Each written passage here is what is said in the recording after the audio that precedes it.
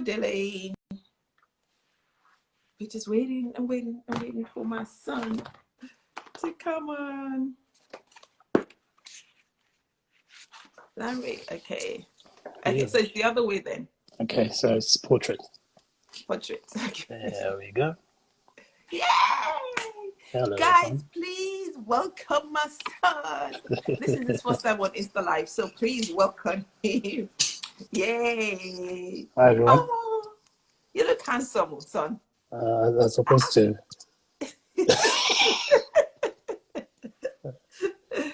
handsome son. Yes. I'll be a pretty mama today. Yeah? I said I'll be a pretty mama, right? So welcome, Lanre. It's a joy to have you here with us. Can we say a big welcome to Lanre? Please welcome him. Yeah. Oh, Bisola. Yeah. Daddy, Toby Lover. Yay. Hi, everyone. Welcome. Thanks for having me. So, Lanre, Yes. we have a tradition here. Okay. We always give hugs, right? Okay. Before we get into it. So can we give him a hug, virtual hug? So I'm hugging you all the way from where I am. I don't know if guys do that kind of thing. So I don't even understand what you're talking about, but that's fine. I receive all the virtual You receive all the hugs. All the virtual hugs in the world. Can I actually take an IOU? So I can get some real hugs when we're allowed to hug people again, please. Right. He said to me, let me just start up my volume a bit. He said to me that, oh, are we going to talk about earrings and hair and all of that? So I was like, nah, don't worry, because you're a guy and you don't have hair. You don't have neither hair nor earrings. Yeah. So we're not going to talk about that today. But thanks for all the hugs. Actually, I'm seeing them now. I accept them. Thank you very much, guys. Great. Do you know, guys, I was actually pleasantly surprised when he agreed to do this, because anyone that knows Lanre knows that he's just not into all these kind of things. You know, even to post pictures on his Instagram page, he's like, So when he said yes, I was like, Lord, thank you. But then I figured out that it was with the baby. You know, he's softened up a bit. He's now a mushy father. So, okay, let's get right into it, because I know you've got a lot to talk about. We've got a lot to talk about. So tell us a bit about yourself. Your name is Lanre Iroche. Yes. What else do you do? Tell us a little bit about yourself. Well, I am a 42-year-old creative, so that means I dabble in 32. 42. Okay, I'm 42. Okay. I'm proudly 42 as well. I'm not one of those people who wishes he was younger. I'm happily 42. Creative, so I dabble in writing, editing, and graphic design. Anything creative, kind of. When I have time, I try to do some art, but yeah, pretty much anything creative. I'm the husband of one wife, the father of one son. Yeah. Anything I left out?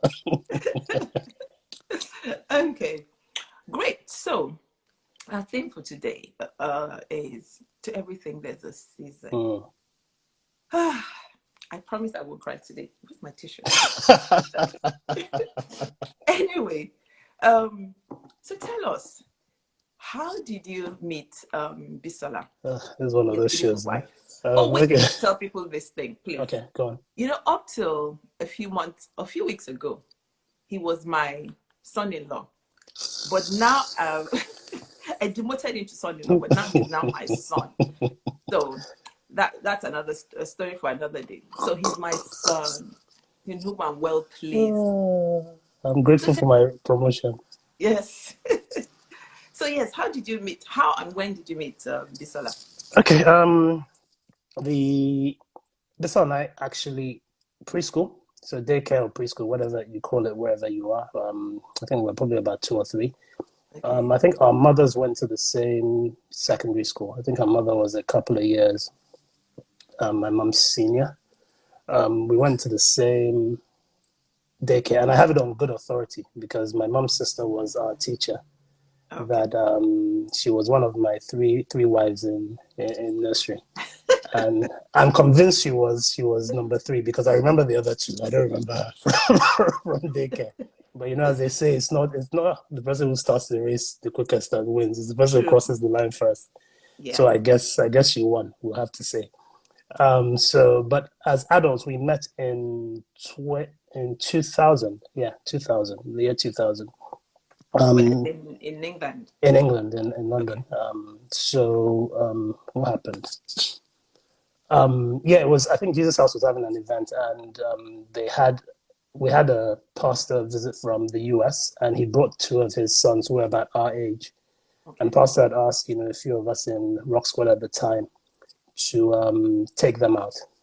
Okay. And it wasn't really my cup of tea, but my friends were going, so I was going to go.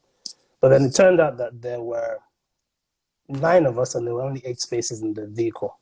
Okay. And I was sitting next to the driver, and I realized that the odd person out was um, a young lady, and so I kind of said, "Look, I'm not really that interested anyway, and I'm not going to be the guy who stayed in his seat while a lady missed out." So I got out of the car, and they went without me. So there I was, not having anything to do, and then I saw a good friend. Funny, I think you had his wife on, Felicia Badamosi. Okay. Yes. Yeah, her Lay. husband Leia. Yeah, Mhm. and I saw Leia, and I had assumed Leia was in the car. Okay. And so I was surprised to see him, and I was like, "Oh, Leia." Someone said I should stop touching my eyebrow. Okay, I'll try. Are you a bit nervous? I'm actually not. I think that's just what feels Okay. natural. Okay. Um, so I was surprised to see Leia there. He said, "I'm going back to do it." Is it? It's not nervous. It's just, I'm actually not nervous at all. Um, it's so I was surprised to see Leia there, and I was just like, "What are you Okay. doing Now here?"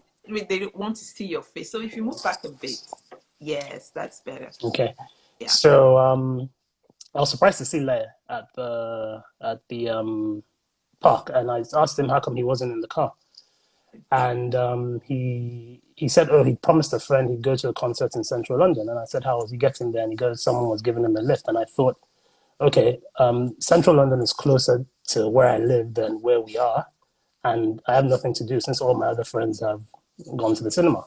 Yeah. And so I asked if he didn't mind if I tagged along, and I did. And he said he didn't mind. So we went down to central London together. Bisola was in House on the Rock choir at the time. And even though that's not the choir his friend belonged to, Yeah. he passed a comment that, oh, he knows it's about 3 or 4 of those girls go to his university. And, single guy as I was, I liked somebody at the time. I liked somebody a lot at the time. And I was still a single guy. So I was scanning the talent in the choir, right? Let's just say, quote unquote. And and when my eyes rested on Bisola, and I kid you, this is probably the second time that ever happened to me in my life that I felt I heard God speak clearly, and someone literally, I just heard the Holy Spirit literally say, "That's the woman you're going to marry." And I thought that's odd because I didn't come here looking for a wife. I know I was checking out the girls, but I didn't really come here looking for anything. And it was weird. And I think I made it. And so when Leia was like, "Oh, some of these girls are in my university," I was trying to, without letting him know what had just happened, I was trying to, try to put out feelers to find out if Bisola was one of the people who was in his university. And it turned out that she wasn't. Okay. And so I think I said a prayer to God that, okay, look, if you give me an opportunity to talk to her, I'll go up to her. If this is really you, I'll go up and I'll talk to her. And, as I said that, I was really hoping that he wouldn't, because I was like, this is just awkward. This is not me. I don't do this kind of thing. Just walk up to a stranger and be here. So, and the funny thing was that an opportunity was created, but I chickened out. Okay. I just talked myself out of it. She wasn't smiling. She was impatiently waiting for her friends who were talking. And I was like, nah, that doesn't look like somebody who's going to just welcome a random guy coming up to her to say hi. So that was May 2000. I went home, forgot all about it. In June 2000, Leia, who didn't know her in May, and Bisola started working in the same company and actually became like pretty almost best friends. And Leia didn't know Bisola in May, but in July, Leia was actually the one who introduced us. So I always say that God is very, very interesting. I was like, I opened a door for you, you chickened out. So, okay, I guess you're going to make me do all the hard work, but I'm going to do it in such a way that you're not going to be able to deny it's me, because that very guy who you were trying to lean on, who didn't Yeah. give me 2 months, and he's the one who's going to come back and introduce you. And Larry actually ended up being the one who introduced us at, I think, his brother's picnic or something, or a barbecue. And the rest is history. We've been, in December, we'd have been together for 20 years. Whoa. Yeah, so, but we married, we'll be 16 years married in October, 20 years together in December. Wow. Yeah. 18 and 20. Amazing. Okay, as they say, so the rest was history. Leia introduced you guys, and then you guys got married. Yep. 2004. 2004. 2004. Yeah. 2004. Okay, so when you guys got married, did you guys plan to have children immediately? What was the plan? Oh, definitely. Because one thing that was very, very clear to both of us when we got married was that we were both into children. I mean, we actually had a clear plan. We're going to have 3 children Okay. of our own, and then when the children were old enough to appreciate it, we're going to adopt 2 more, just to help them understand that life didn't revolve around them, and Yeah. we're called to also look out for others.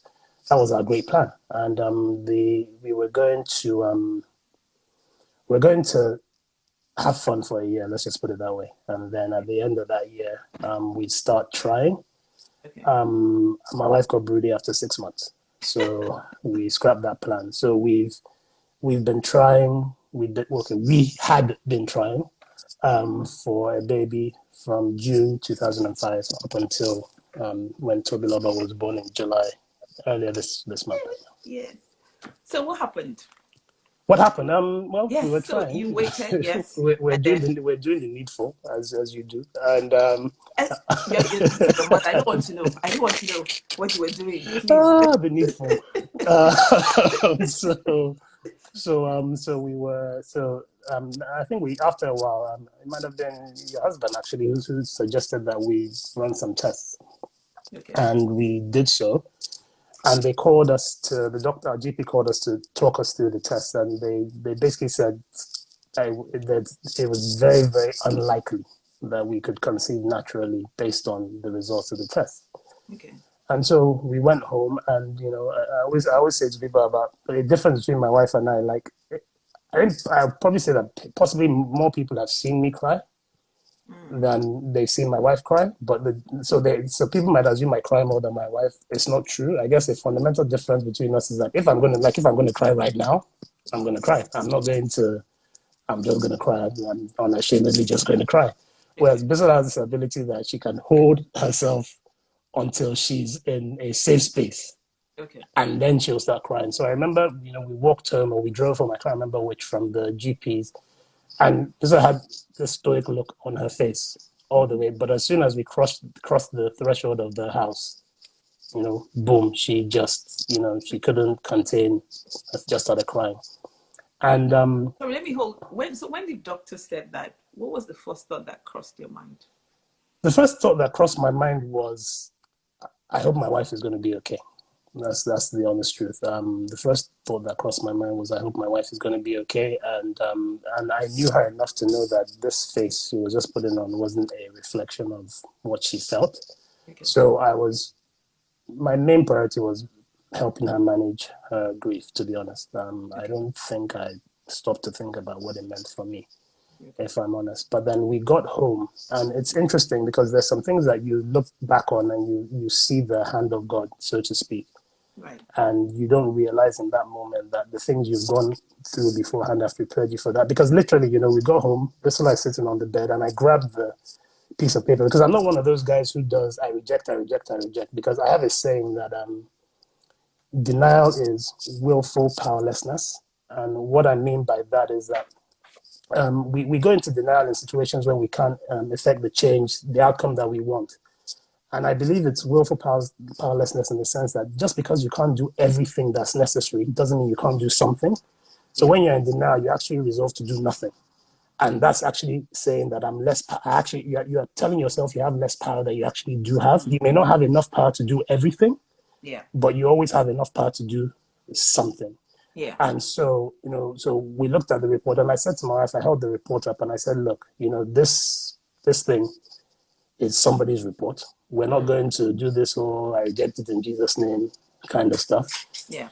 But I said, what this document represents is what is outside of our control. So I put it to the side. And I Okay. said to Bisola, we're not going to focus on what's outside our control. We're just not. Mm, mm, Instead, we're going to focus on, and it's funny, as I said, you realize it looking backwards, because I didn't realize at the time, but I put it to the other side of her. So I think if she was on my left, I put it to my right. And it's only looking back that I realized that I was actually, in a way, presenting myself as a barrier between her and the report. yes. But at the time, I was just saying, look, this is not defining us. Mm, It's somebody's report. They're yeah. entitled to report, and it's at least it's good. I'm always an advocate of information is always useful. So Yeah. at least we know the enemy that we're facing. So Right. we put it to the side, and then we made a commitment to each other right there. And then we said, we're not going to focus on what's out of our control. We're going to focus on what's within our control. And we named two and a half things that were within our control. The first thing was we're going to become more intentional about our love for God. We're just going to drop, like tighten, go deeper into Him. And then the second commitment we made was that we're going to be even more intentional about our love for each other. And those were the two commitments. And, I always say to people that because, it's something, again, looking backwards, because people, I use my experience as when I'm talking or teaching on leadership about how the different stages and things of leadership. And, this stage, the Holy Spirit helped me realize was, I call it now the envisioning stage, because I was setting a vision for my wife that this is what we're going to do. We're going to love each other. Oh, And, I and love that. I've been in situations where, a person shares a vision and they think that, because you are nodding when you listen to the vision, they think you've caught it.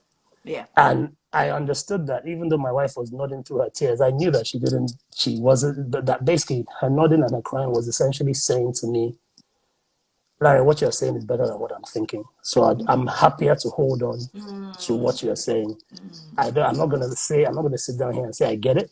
I'm not going to sit down here and say, I see what you're saying, yeah. but it's better than what's happening in my head. So I'd rather have that. And so she nodded. But then again, as I said, understanding that she didn't quite get it, Right. I knew that, I had to progress to the next stage, which I call the carry stage. The And what, carry. yeah, carry, Carry. CARRY. Okay. So you Okay. envision first, then you carry. And Okay. what carry essentially means is that you've told somebody where you want to go, they've Yeah. bought in, but Yeah. they don't have the ability to get there. So you put them Mm. on your back and you Whoa. carry them. So, and what that meant for me was that as much as we dealt with that sheet of paper once, Yeah. every time Bisola had a period, Yeah. it was echoing the report Mm. of that thing. Yeah. So that meant that my duty, and I had a monthly duty, whereby every time a period came, I had to reinforce what we had done at the beginning Yeah. to try to fix her back on what we're trying to accomplish, where we're Yeah. trying to go, what we're trying to do. Yeah. And again, it was also about, just trying to, whatever she needed in that moment. So it could be she needed a bit of encouragement, she get encouragement. Yeah. It could be that sometimes she just needed to be allowed to cry, just allow you to cry, get out of your system. Sometimes it was admonishment because, there's a difference between sorrow and self-pity. And, you don't deal with the two the same. When somebody is going into self-pity, you have to say, look, sorrow is fine. Self-pity is not. Yeah. And so it was essentially carrying her because if you envision, but you wait until the person can get it before you start moving, you're not going anywhere. So you actually have to put the person in your back so that you can make some progress. But then the thing is, you can't carry anybody indefinitely. No. No. You burn out, you get tired. Yeah. So stage 3 is what I call deposit. So Okay. so deposit is essentially saying, okay, the things that God has put in me to be able to react that way, I need to deposit into my wife. I need to grow her Oh. into somebody who can walk the journey that we've set on without having to be carried. Yeah. And you may think, okay, envision, yeah, I can envision once, carry, yeah, once a month. But the reality is that the depositing takes place between periods. So between the end of a period and the start of another period. So it's literally a year round, every day, week round process. So you're depositing, you're growing her because there has to be a stage where, at the very least, you say, okay, I'll hold your hand, but I can walk. So at least you don't have to bear the weight of me Yeah. on your back. Yeah. And it's funny because I used to say to people that, oh, there are 3 stages because at that time, I'd only met 3 because Bisola was actually the one who introduced me to stage 4, which is the release stage, which is at the point when the person has bought in, Okay. the person is committed to the vision, the person Yeah. doesn't need carrying, Yeah. and the person doesn't need so much deposit. They're actually able and willing to go on their own. Wow. And it was much later that God actually I pointed love me. this, Larry. Okay. Wow. And Wow. it was much later that God actually said to me, "Do you know where that's found in the Bible?" And I was like, "What do you mean?" And he goes, "Everybody quotes it all the time." And I was like, "What do you mean?" He says, Habakkuk 2:2. And I Yes. was like, "Okay." So I said, "Okay, break it down for me." He says, "Write the vision and vision. Make it plain, break it down." So that's carry. So you have to bring it into bite size. So I said every period I was having to reinforce the bigger vision that we Yes. set, every vision. Then he says the bit that often gets sad is the one who reads. We just start with the running. But if I wrote something plainly in a language you didn't understand, you can't read it. So I may have written it down and Yeah. made it plain. Yeah. But if I've made it plain in a language that you can't relate to, you can't run with it. So I actually need to ensure that the depositing is ensuring that you understand the vision that has been made plain. Yeah. Yeah. And then the running is the release. Because once they have read and understood what has been plainly written, they can run. Yeah. And God said it's Habakkuk 2:2. But then he said he said to me more recently, one of the problems that we start that scripture from chapter 2, verse 2 of chapter 2. Yeah. Because chapter 1 is full of Habakkuk actually going to God to say, I have a problem. Look at this problem. Look at this problem. Look at this problem. And then chapter 1 of verse 2 says, I now climb up to my water to hear what the Lord will say to me. So even the vision has to come from God. Yeah. So the vision that I had for my family was always the vision that God had deposited in me from my walk in Christianity, that he's trustworthy and he's faithful. Yes. And so I shouldn't worry about what's outside my control, and I should focus on what I have the ability to do. And so that's automatically what I just stepped into when we were faced with. Now, I didn't think it deeply. It just seemed the right thing to do Okay. at the time because my wife was struggling and she needed the ability to, and I couldn't look at her and say to her, "Oh, I promise you in 5 years," because I know some people may ask me, "Lanre, did you have faith in God that you were going to have children?" Yes. The answer is no. I didn't have faith that we're going to have children because for me, having faith that you're going to have children is having faith in an outcome. I had faith in God. And what I mean by I had faith in God, I mean I had faith in the person of God, which meant 2 things. If it was God's plan for us to have children, nothing and nobody was going to stop that. So I could rest in that. And also, if it wasn't in God's plan for us to have children, that meant he had something better in mind for me. Yeah. Now, I may not have felt better, but I guess at some point I would have looked back and seen it was more meaningful. And again, I could rest in that because, I'm a creator, so I work in stories a lot. So, and I always tell people in stories, you're engaging with, what I call the 5 W's and their cousin how. So who, what, when, where, why, and how. Sorry, Larry, please. All my people, can you please note all these nuggets and send it to me? Please, all my people, you know yourselves. Bumi, you have seen something that you please note this. Thank you, Larry. Continue. Yeah, so who, what, when, where, why, and then how. Yeah. And even in God, there's a who, there's a what, there's a when, there's a where, there's a why, there's a how. And I think it's in Deuteronomy 29:29, I think, where it says, the secret things are God's, Yeah. but the revealed things are ours. Yeah. And I've seen another translation that says that God holds us accountable for only the things he reveals to us, while he keeps some things secret to himself. Absolutely. Yeah. And the truth is that oftentimes the what of God, what God is going to do, is hidden. A lot of the times, how God is going to do it is hidden. Yes. Most times, when God is going to do it is hidden. Yes. Most times, where God is going to do it hidden. Yeah. Why is often hidden. But the one part of God that is never hidden, the one part that from the beginning of the Bible is the who of God. He's always been interested in revealing to his children who he is. Yeah. And if the Bible says that it is the revealed bits that we're going to be held accountable to, too often we get caught up in the what we want God to do, in the when we want God to do it, in the how we want God to make it happen, that we lose sight of the most important thing, which is the who of God. I'll give you an analogy to help drive it home.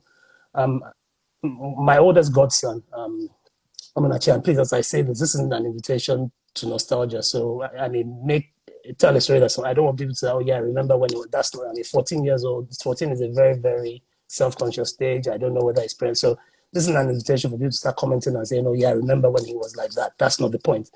But when he was about 3 or 4, his comfort zone Yeah. was his parents' physical proximity. Okay. If you took him outside of that, he just couldn't function. Right. And his mom's in the choir. So there was a day, I think probably after she'd had her first time back in the choir after she'd had his younger sister, Yeah. who I think was maybe just under 2. So he was about 3 or 4.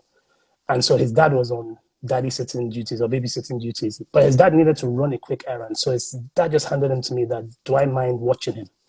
And his dad walked off. And, my godson, he lost it. Now, he was teary. I was sitting in the aisle and he was trying to push past me. And, he was just, no, he wants his dad. He wants his dad. He wants his dad. Yeah. And I think this day my patience was quite thin.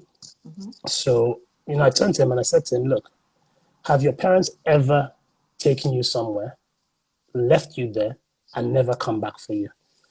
And I remember this look on his eyes, like sometimes where, you know the answer to the question, but you're like, I'm not sure what given this answer will, I'm not sure that I would like. So he had this look on his face like, yeah, I know the answer, but I'm not going to say the answer because you may turn it back against me. And then I turned to him and I said, okay, have I, in all the time you've known me, have I ever lied to you? And he had that look again on his face that, dude, I'm not committing to the answer to this question because I don't know where you're going. And then I asked him again, do you trust me? And again, he was like, and what I always do anytime I put myself on the line, I just immediately went to God in prayer. I said, please don't put your son to shame because, I'm trying to convince this little boy that, his daddy, and I kid you not, I'm not making this up, maybe 15 to 20 seconds later, his dad walks around the corner. Okay. And God is so kind that he does it in a way that I notice it before he does. And so I turned to him and I said, Monachi, look, your dad. And he has this smile on his face like, oh, you said it, it happened. And that's not even the best part of the story. The best part of the story is that his dad comes back to us. And obviously his dad, knowing him, knows how he would have been. And now goes to, okay, says Larry, thanks for looking out for him. Then says to him, Munachi, do you want to come with me or do you want to stay with Uncle Larry? And the boy does the most amazing thing. He looks at his dad, looks at me. He has this smile on his face and says, no, I'm good. And jumps in the chair, sits down, and spends the rest of the day with me. Because he said, this, you've proved yourself faithful to me. And my relationship with Munachi, that's my relationship with Munachi from that day. That's our relationship with my cousin. And the reason I'm telling this story is that that's what I aspire for my relationship with God to be like. That I can take him at his word. Yeah. That it's not about the what. It's not about the where. It's not about the when. It's not about the how. It's not about the why. It's about the who. Is he trustworthy? There are 2 scriptures that, sorry, I'm really rambling. I don't know if you have time for scripture. But there are 2. Go on. There are two scriptures that, I think really highlight this for me about the who of God. We talk, one of the famous ones is Jesus walking on water. Yeah. And a lot of times we get caught in the what of the Jesus walking on water, or the miracle.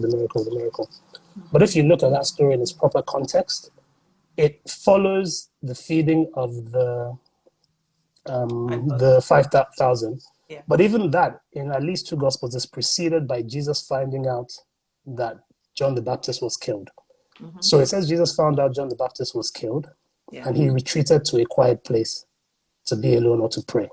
Yeah. But then the crowds found out he was there, and then they followed him. So by the time he got to where he was going to retreat, he found a mass of people. He didn't chase them away. Remember, his objective was to go to a quiet place. And he found this crowd of people. And he took care of them. He fed them. Even scripture says he actually sent his apostles off. And then he sent the crowd away. And what Jesus did after that is very, very informative, because he fulfilled his objective, which was he then went to that quiet place to pray. So it was in going back to join the apostles that he walked on water, because he sent them away. But he went to his quiet place. And what that says to me is that God can be faithful to stick to his objective. His objective was to go to find a quiet place to pray. The fact that he was interrupted by a crowd did not make him lose sight of the fact that my objective is to go to a quiet place to pray. So even though he had to feed the crowd, and he was moved by compassion to the point that he didn't go, no, get rid of these guys. Even after he taught them, the disciples wanted them to go, but he was like, no, let's feed them. He even dispersed them himself, but he stayed true to his objective, which was to go to a quiet place Yeah. and pray. And what it says to me is that we can trust God, that God is faithful to his objective. That even if a disappointment or an obstruction or a difficulty gets in the way of his objective, he is still faithful to God is complete it. faithful to his back. Yeah. Another example is Jairus' daughter. We all know the story. Yeah. Jairus' daughter, Jesus was called when she was alive but sick, the woman with the issue of blood. And the thing is that the Bible says she was healed when she touched him. Jesus didn't need to engage with her. So Jesus actually willfully stopped to engage her, which means he permitted the distraction. And at the time Jesus was called to Jairus' situation, the girl was alive but unwell. By the time he got to her, she was dead. Yeah. It didn't make a difference to Jesus. And what's the point of that? It doesn't matter if you got a word from Jesus when you were 23. It doesn't matter what distractions have taken place between 23 and 41. Yeah. It doesn't matter. It could be 5,000 people. It could be a woman with issue of blood. Yeah. It does not set him off his course. Even if it looks more difficult on the back end, she was alive and sick. She was dead. It made no difference. The fact that he was with a smaller crowd when he departed to go pray, and then he met a bigger crowd, made absolutely no difference. His focus was, I am. And when you focus on, when you take those two scriptures and look at the who of God, not the what, because again, when we tell those two stories, we focus a lot on the what. He raised the daughter. Yeah. He does. But if we go back to the who, what does that say about the person? And you say that, oh no, this person is trustworthy. It doesn't matter what happens. Yeah. It doesn't matter if there's we say that cliche thing, delay is denial. But when you go deeper and break it down, that's what delay is denial actually speaks to. It's not denial. It speaks to that our God is faithful. That it doesn't matter if the promise, even that Habakkuk says, though the vision tarries, which says, look, don't think it's going to come overnight. But when we lean on the who of God, so when I say I didn't have faith I would have a child, I had faith in God. I had faith that whatever God decided for me would be best. Yeah. And so we made a commitment. Bissell and I, we made a commitment to, there was a young lady who we were talking to recently. She was just talking about how we waited. And I remember asking her a question. She was on the phone with Bissell, and I asked her a question, and I said, do you love yourself? And she said, what do I mean? And, one of my favorite scriptures is Philippians 4:6-8. Be anxious for nothing. Yeah. It's etc. and the peace of God. And, I was saying to her, Philippians 8 talks about how we have to, to maintain the peace that God gives in verse 7, we have to fix our minds on things that are noble, trustworthy, of good report, etc. And I said, if I asked you to write 10 things about yourself that qualify for the description of Philippians 4:8, yeah, could you do it without difficulty? And she said no, she couldn't do it without difficulty. And I said, you don't love yourself. And she goes, what do I mean? I said, because if we're truly made in God's image, we have a majority of beautiful and wonderful things about ourselves. So if we cannot find 10, then it means that we've lost sight of who we really are. But then I gave her a second challenge, which is where I'm really getting to. I said to her to write 10 offices she occupies. Okay, she wants to get married, but write 10 offices you occupy. I said, what? I said, you have nephews and nieces, right? Yeah, so you're an aunt, so that's an office. Yeah. You have siblings, right? Yeah, so you're a sister, that's an office. Parents, you're a daughter, that's an office. Friends, that's an office. Write 10 and assess your performance in all those 10. Because here's the problem. God will never, so I said, your problem is that God will never hold you accountable for being a wife when he hasn't given you a husband. But he'll hold you accountable for being an aunt when he's giving you nieces. Yes. He'll hold you accountable for being a sister. And so the commitment that Bissell and I made to ourselves is that while we wait for promotion to father and mother, we're going to excel at auntie and uncle. We're going to excel at godfather and godmother. We're going to excel at brother and sister. We're going to excel at daughter and son. And that's, so when people say, how did you cope in those 15 years? That's how. Our focus wasn't on what we didn't have. Our focus, to God's glory, was on what we did have. So people say to us, how come you're always around kids? The kids are not the ones who are preventing us from having kids. So why should they be the ones who suffer? Absolutely. But guess what? We have godkids. We're going to be the best possible godkids. We have nephews. We're going to be the best aunt and uncle. We have cousins. We're going to be the best. That was just our commitment. And I say to people that it's simply because I can do math that I know it took us this long. But if you said to me, Lanre, how long does it feel that you went without children? I say about 5 years. And it's simply because for most of those 15 years, we were busy. Yeah. We were busy. Yeah. We were busy living our lives. We were busy because, Bissell always says that, now with this little man, if we want to travel, we have to do some serious calculations. But before, we could just get up and say, "Where do you feel like going? True. Let's just go." You know, sometimes when we're bored of our own company, we just say to friends, "Look, we're coming to your house for the weekend." Now we have to now calculate. Oh gosh, Yeah. how much and stuff. By the time you finish calculating, it's like, let's just stay at home. And so we prioritized what was within our control. We have, and that's what, and so the time flew by. A lot of people, the time honestly flew by. It's even when I look at the godchildren and they're telling me, oh, they're 10, inviting you to their 10, and you're like, it's been that long? Or they're 12, oh my gosh, it's been that long?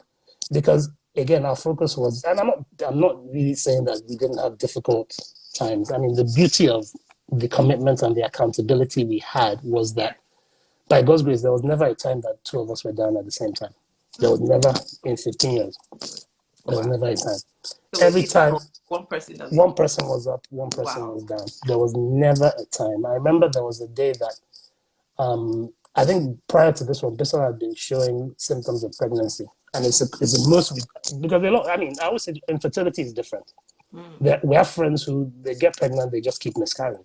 Yeah. It took us 13 and a half years to get pregnant, just to get pregnant. Yeah. And I remember one of the times we actually got the closest symptoms, and even I started to believe. And, I'd even forgotten, and this one called me from work. And she said a period had come. And obviously, I had to do the strong husband thing, Yeah, don't worry. And I got off the phone and I wept. Oh. And I wept for what felt like an hour. I just wept. Because for me, I was like, really?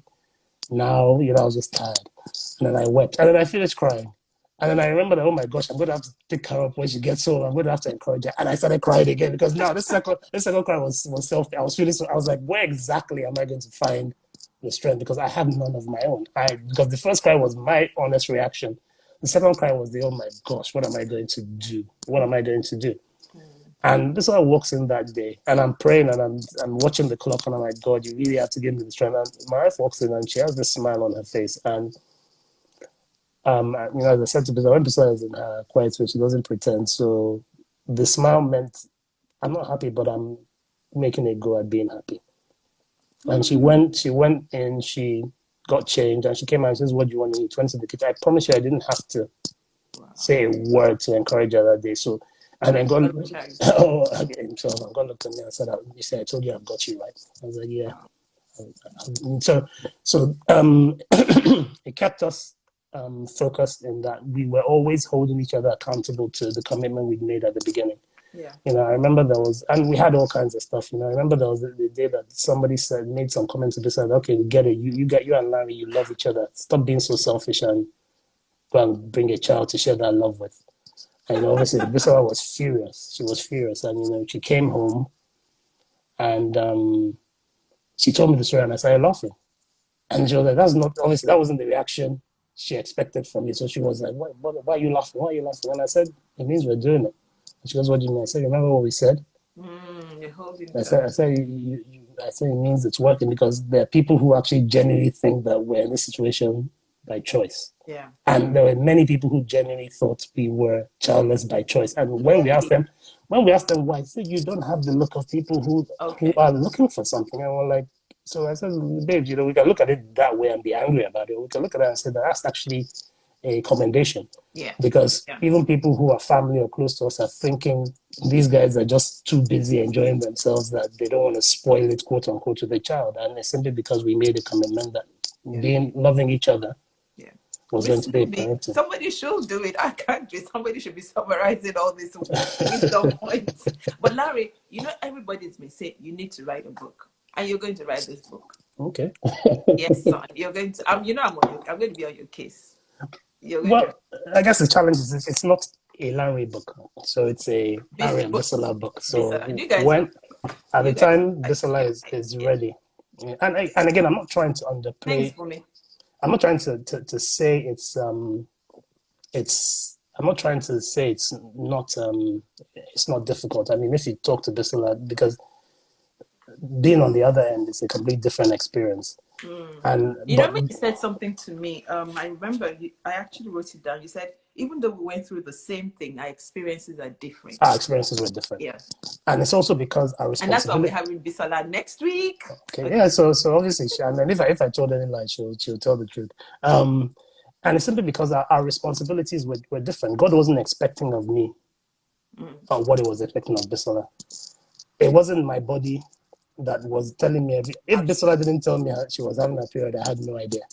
So we were having completely different experiences. So God was not going to hold me accountable to what she was going through, but I had a responsibility to her, and she had a responsibility to me. Yeah. And yes, people may say, "Oh, he's making it seem very, very easy." I always say that simple and easy are not the same thing. Simple is okay; it makes sense. Well, simple is about it's about simplicity. It's easy to understand. It's easy to understand. Okay. Easy is easy to do. It's easy to carry out. Or easy to perform. Yeah. And I always say that look, the fact that something is difficult doesn't mean it's not simple. So now once you simplify it, then you now have to figure out how to make it happen. But but the fact that and it goes back to what I said about denial. The fact that I can't do everything in a situation doesn't mean I can't do something. No. So I couldn't force my wife to be pregnant. No. I couldn't, I couldn't guarantee her that, don't worry, in 3.5 years' time, we'll be holding our baby. I couldn't guarantee that, but I could guarantee her that I would love her. I would guarantee her that she would never have to worry about me holding anything against her. I would guarantee her that my love for her would not be defined by the situation. Those I could guarantee. Yeah. So I can go out of my way and beat myself up over what's out of my control. Yeah. Or I can sit down and do well. I mean, I remember the first time we tried an assisted conception thing, because I was on the take that I didn't think it was what we needed. But I always say to people, but how would my wife know that I was serious if I only did what I thought was important? So I had to be willing to actually say to her, okay, you're the one who wants us to go in this direction. I'm happy to go. And I remember being in the bath. How long had you guys been waiting for before you decided to go to do IVF? This one is better with those kind of details, but I'm thinking maybe about 1.5, 2 years. I'm not sure, but this one is better with those kind of details. I'm not reliable. Get her Please, dates, everything. This is what I can tell you. The all conversations we actually can tell you. And I remember being in the bathroom, and I heard this voice that was literally straight from the pits of hell. That was saying that the voice said, "Look at you. You're not even man enough to impregnate your own wife." Wow. And I don't know how or where, but this voice just came back at it. I don't even know if this was me. I don't know if this was something in me, and again, but at least I'm man enough to admit I need help. And that voice disappeared. So even my approach, because I always tell people that, I was saying to somebody recently that assisted conception and ego are incompatible. They're very incompatible. So if you said to me, what would I say to any man who had to go there? Oh, assisted conception and ego are not compatible. Wow. One, you have to give up one to embrace the other. Yeah. There's a shape in the door that is a barrier to ego. So you actually have to but I think having that conversation freed me to actually say, just by doing it, I'm accepting that I need help. And I'm okay with that. And I'm so okay with that. Now, would it help? Because at the end of the day, Bissell and I never got pregnant from any of the assisted conception things we tried. Never did. God is just awesome. Never did. The 2 times we've been pregnant were what they call spontaneous conception. Neither time were we actively trying. It's weird because even this last time, when we told people we weren't actually trying, when we told people the last time we did an assisted conception, they're like, what have you guys been doing? We said, again, our focus has never been, our goal has not been to get a child. Because if our goal had been to get a child, I promise you it would have felt like 15 years. It would have felt like 15 years because we would have been constantly focusing on the thing that is missing. Yeah. We would have been constantly reminded of what we lack. But because we made a conscious decision to focus on what we had, we were able to enjoy at least 75% of those 15 years to the point that my mouth will be completely rubbish there, but it's okay.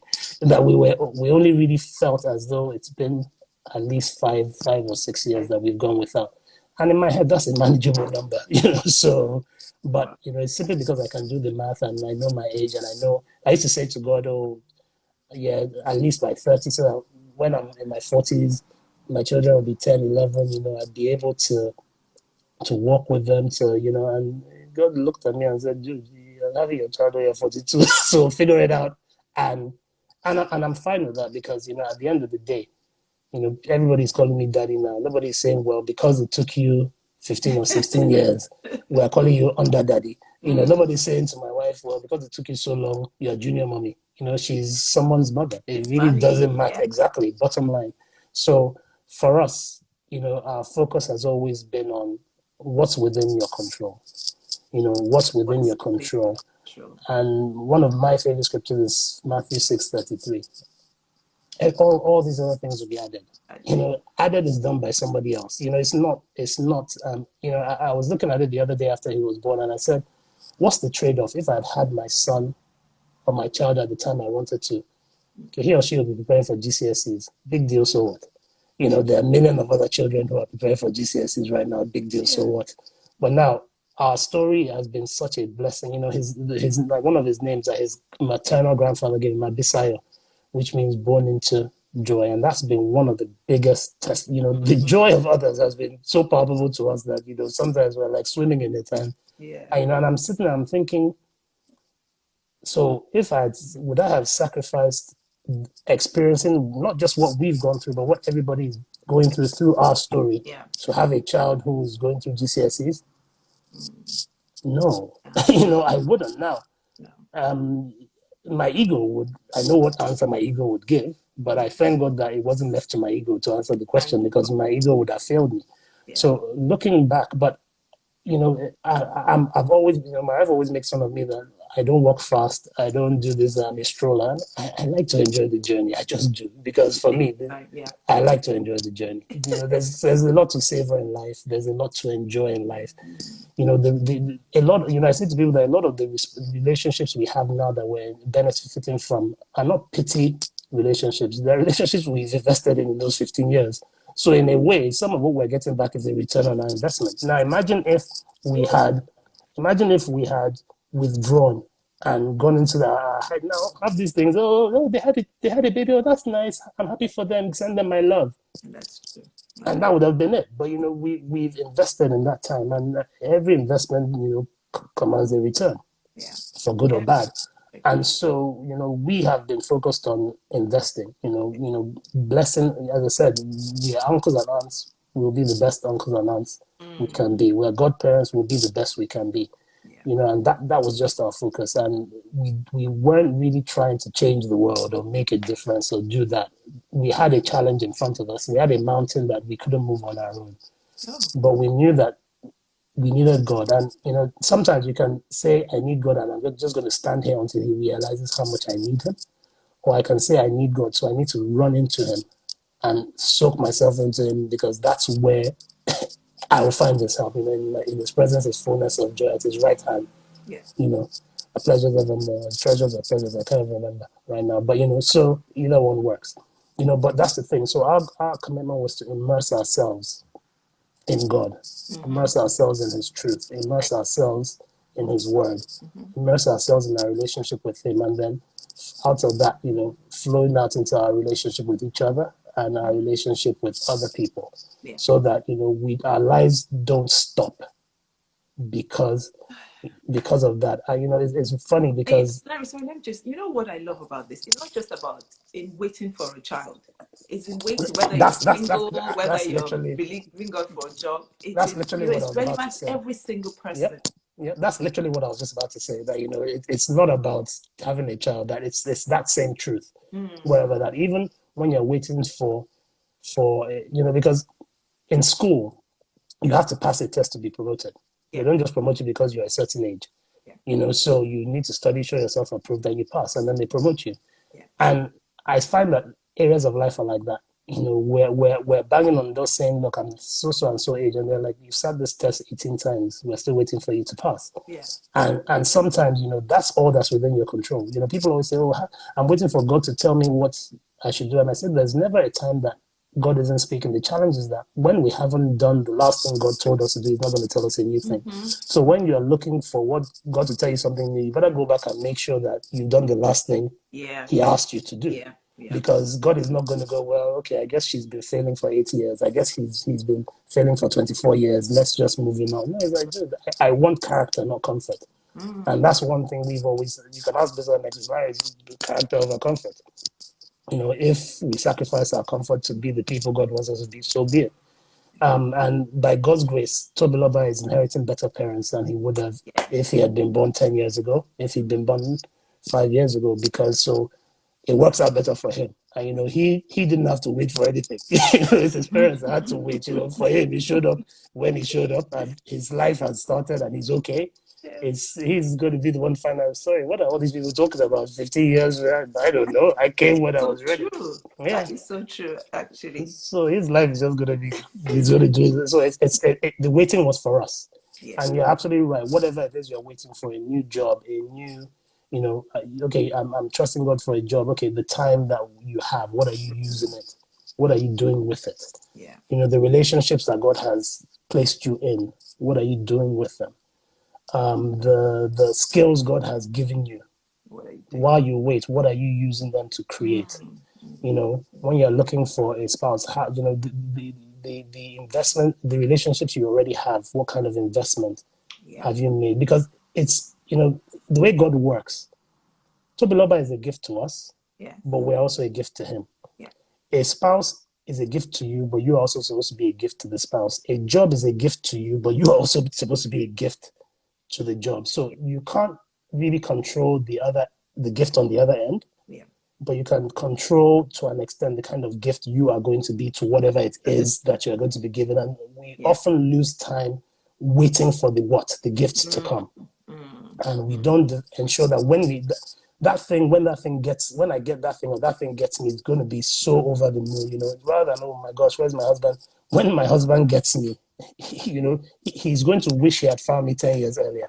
You know, when this job finds me, they're going to ask themselves, why didn't we hire him? Why didn't we know to look for this guy three years ago? You Yeah. know, that should be, I believe, our attitude, that when that thing happens, not if, but when that thing happens, the testimony is going to be such that people are going to wonder, why did it take Why didn't we? Yeah. so long? Yeah. And that is within our control. You know, when, what, all those things. I don't lose sleep over things outside my control. I actually just don't. And, you know, to the best of my ability and with God's grace, I try to carry my wife along, because she's more, she finds more security than I do in specifics and details. And for me, I'm kind of like, I'm easy.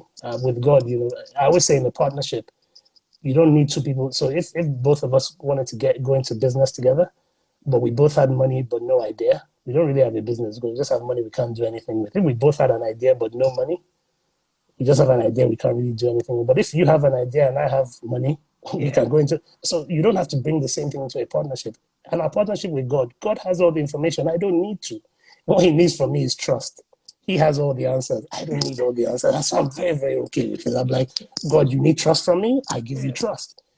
I know that you are reliable. So I always try to focus on the who of God, Yeah. not the what The of God. who and not the what. The who and not the what. People, it's going to go off in about 6 minutes. Can we just go on for another 15 minutes after? I'll come back because there's still some nuggets that I believe Larry needs to share with us. So if you don't mind, if it goes off, I'll save it and then come back, maybe for another 15 minutes so that he can finish. Because next we've got Abisala on.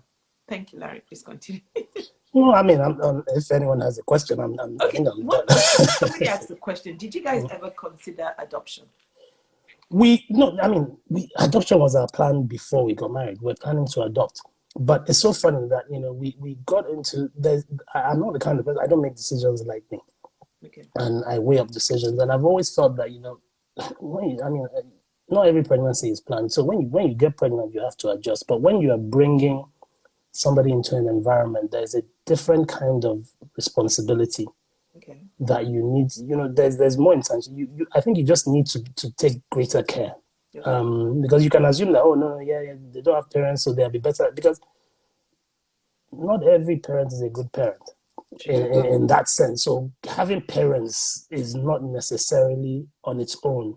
Okay. You know, the same way, not every man would make a good husband, or every woman would make a good wife. You know, it's the same logic. So something that we prayed about, and we just never felt a leading. In fact, I had a conversation. So last year, I mean, there's a scripture that talks about in the Bible, in the Old Testament, God talks a lot about Jubilee, letting the Yeah. ground lie fallow in the seventh year. Yeah. And it's weird that last year was probably the first time Bisola and I, since we married, had an almost child-free existence, in the sense that a lot of the kids who were all grown up or they were at stages of their development, they didn't really need us. And it was sweet. You know, it was the first time in God knows how long we were able to just be just us. So somebody was saying, why don't you adopt that? I actually said it's better honestly, and I didn't mean this in a bad way. I said, we're actually enjoying us. I'm not going to, into that situation, now introduce a responsibility. But our plan was actually in January 2020, we're actually going to review. We're going to sit down and now look at our options, maybe go for another round of assisted conception and look more detailed into adoption. That was our plan. But not for 2019. 2019, we were actually letting the land lie fallow. We were actually just being us, just having a time to just be me and you and me for a year. Yeah. And the January 2020 that we were 3 months pregnant by then. But our plan was in January 2020, and God was behind the scenes doing his own thing. Yeah. And by January 2020, when we had a plan to do something, we didn't need the plan anymore. So it was something that people offered to even do a lot of the stuff for us, and we never said no to anyone. Okay. And then all of a sudden, something would happen, and we didn't feel it. Another thing that it wasn't about having children for us. Yeah. And and we've invested enough in many people's children, so it wasn't as if there was that sense, there was a void of that kind to fill. I don't know if I really don't want to say the wrong thing, because adoption is a sensitive issue, but we just didn't feel that it was for us. I always used to say to God that, I don't feel I'm not a father. I said that, the thing that is missing from my life is, some little boy that runs into the room and goes, wait a minute, is that Larry's son? That, he looks just like Larry. And I used to joke that, God, that's all that's missing in my life. That, just the biology. And it's weird. I never asked for a son. I never asked for a son who looks like me. I never asked for any of those things. And so when people are saying he looks like me, I always remember that prayer I used to pray to God, and I laugh because I used to say, I'm just joking. It wasn't like, but so we considered, so it's not like we ruled adoption out. It's not like we thought, one thing we definitely said, that we're never going to adopt as a substitute. Okay. That's one thing we're not adopting as a means of, as a substitute. Okay. Adoption was going to be an option regardless. So we're never going to, because we can't have kids, we're going to adopt. Okay. That one was we were going to adopt because we felt it was the right thing for us to do in that time. And we haven't taken, and even though we've got to Baloba, I promise you, we haven't taken adoption off the table. So it's not like adoption was because we can naturally have kids, then go get a kid to fill the space, or that kind of thing, which is not what I'm saying people do when they adopt, but sometimes that's the message that people were trying to sell to us. Okay. Okay. Like, fill that void, get a child, and if you can't get one naturally, get a ready-made one, kind of thing. And that was just never our focus. And I would never want to place the burden on the child of being a replacement for something else. That's something, we lost our first pregnancy. Tobiloba is never going to have to bear the weight of feeling like he was a replacement for something that was lost. It's got nothing to do with anything. Okay. He is who he is.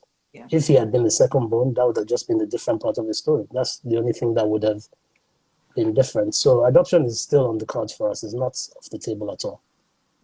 Okay, let's stop there. Let me end it so I can save it and come back. Yep. So guys, please log back on. I will see you shortly.